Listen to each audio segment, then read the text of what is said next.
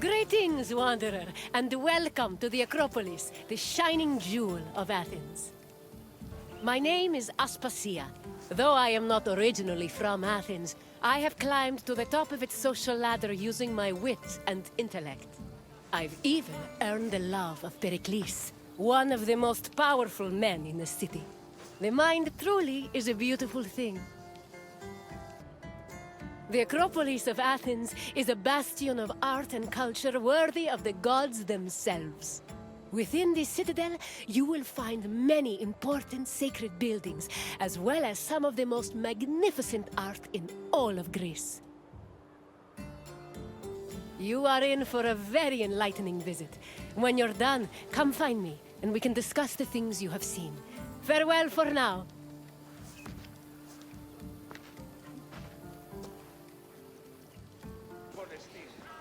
The Acropolis has gone through many changes in its long history.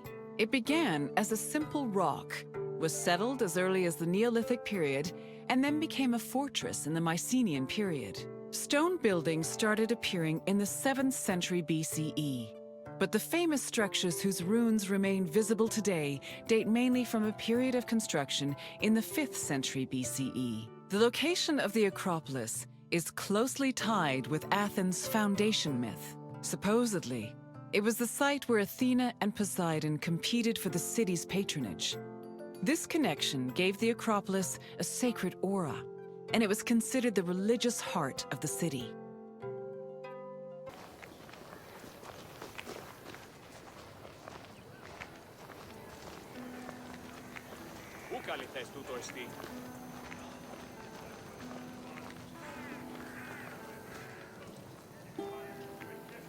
Αδύνατον εστί.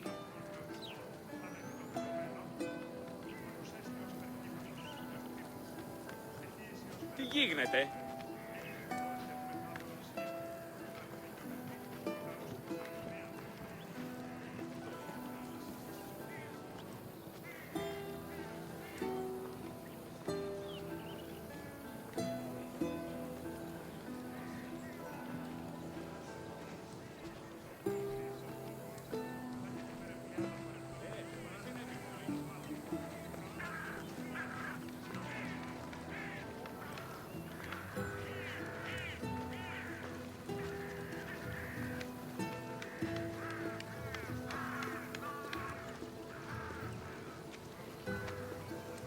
The Temple of Athena Nike was built on the remains of old fortifications from the Mycenaean era.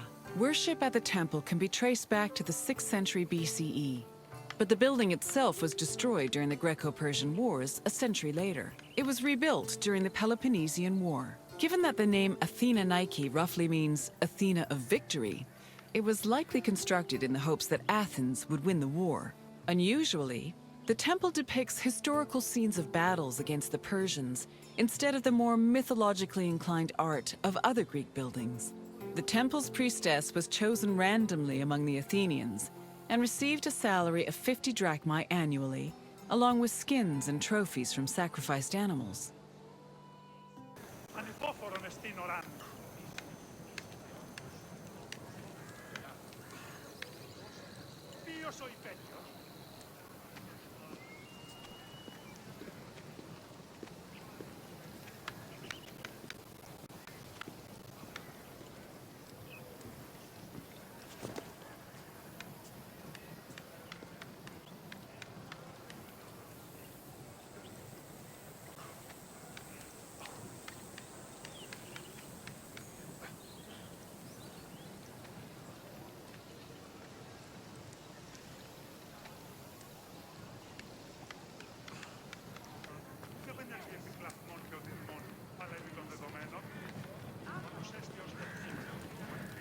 The Acropolis was built up over a long period, due in no small part to its partial destruction during the Greco-Persian Wars.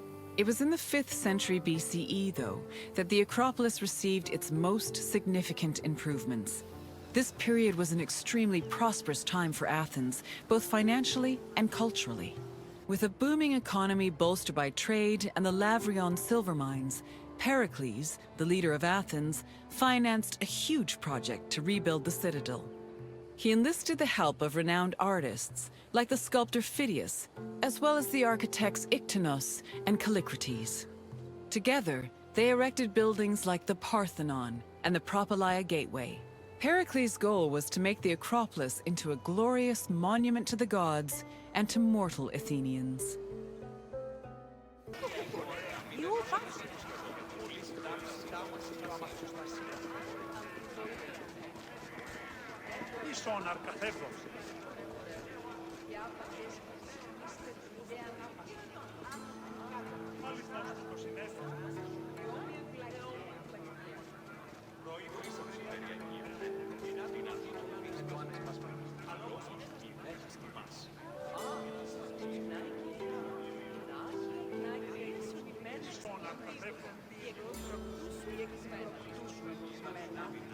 Είναι την αδυνάμενον αν παρέχει την προμήθεια ανάλαβης και την άλλον φέρει ναρτήματα. Υπές και γεννηθήκος.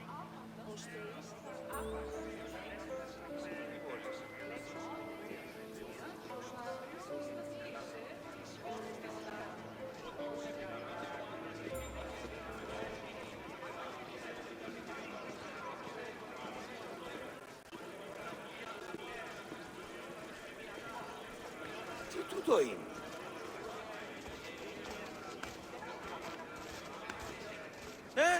Τι το τούτον?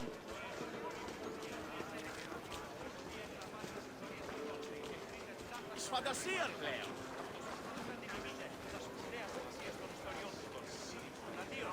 Πού καλυφθές τούτο εστί?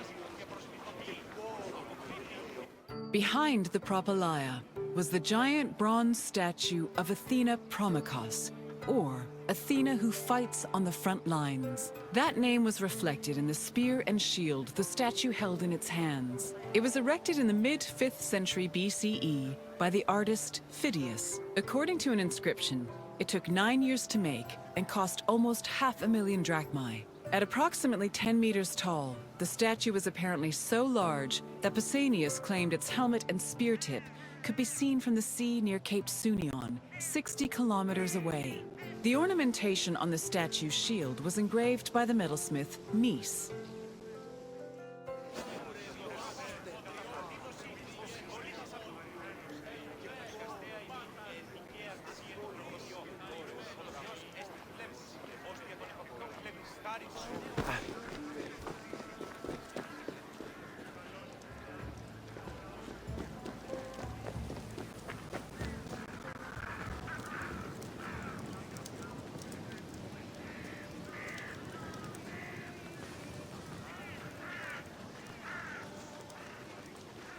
The Acropolis were young girls between the ages of 7 and 11 who were in charge of special rites. A list of 4 girls was drafted by the Assembly of Citizens, from which the High Magistrate, the Archon Basileus, chose 2 to serve as Acropolis for the year. The girls lived in a house on the Acropolis. They were in charge of carrying sacred objects and weaving the peplos of Athena. The peplos was a sacred robe offered to Athena during Panathenaea, a festival held in her honor.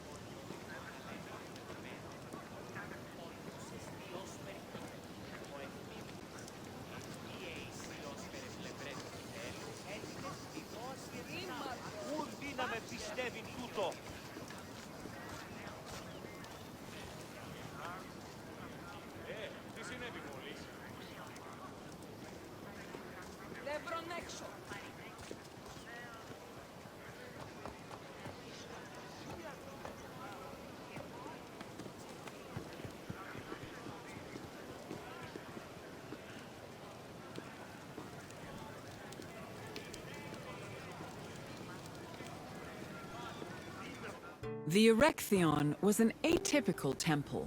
It was dedicated not only to Athena Polias, but also to Cecrops, the mythical founder of Athens. His son Erechtheos and even Poseidon, the sea god who challenged Athena for possession of the city. The temple was divided into sections. The eastern part housed a statue dedicated to Athena, while the western section jointly belonged to Poseidon and Erechtheus. Meanwhile, King Cecrop's grave was believed to be under the caryatid porch. Under the temple was a crypt that was said to contain the sacred snakes of Athena. The snakes may have had a sweet tooth because the priestesses of Athena allegedly fed them honey cakes.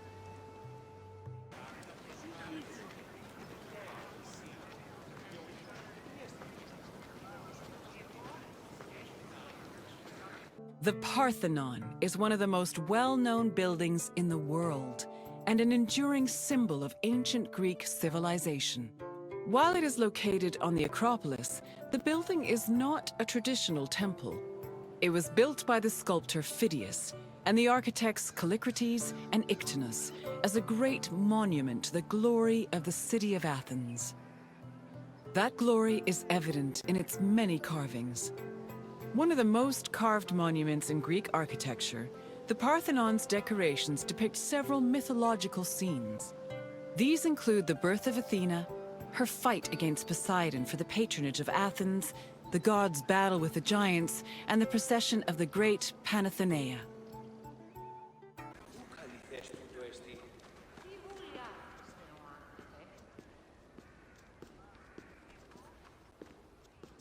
The Parthenon's inner chamber, or cella, contained a massive statue of Athena that was considered to be one of the sculptor Phidias's greatest masterpieces. The statue was chryselephantine, a combination of gold and ivory. To justify the steep cost of its construction, Pericles told Athenians that the statue was a gold reserve, which could be disassembled in times of economic distress. The cella also allegedly contained a pool, whose main purpose was to control the room's humidity, which helped preserve the statue's ivory.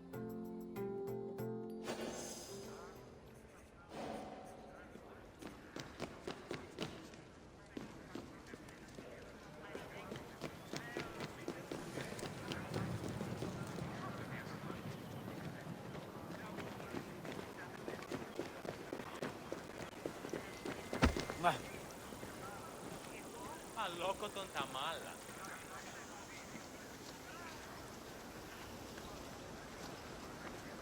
Τι λαμβάνει η χώρα?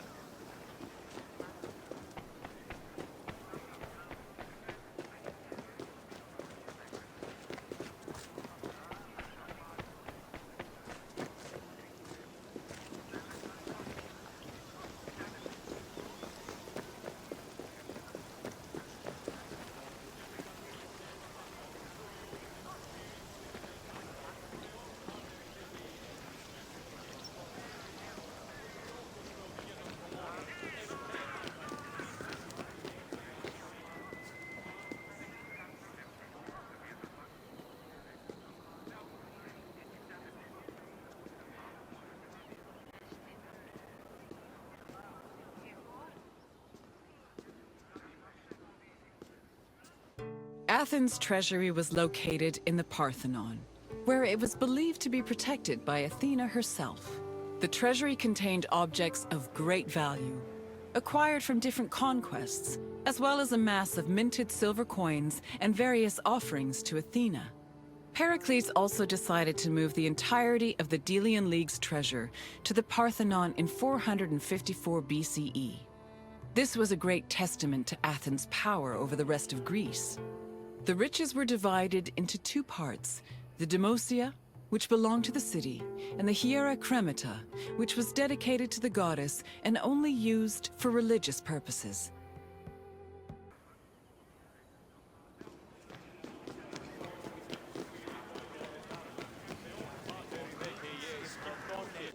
And what did you think of the Acropolis? It truly is quite something, isn't it? A sacred sanctuary and an architectural marvel, all in one. If you have any questions, don't hesitate to ask.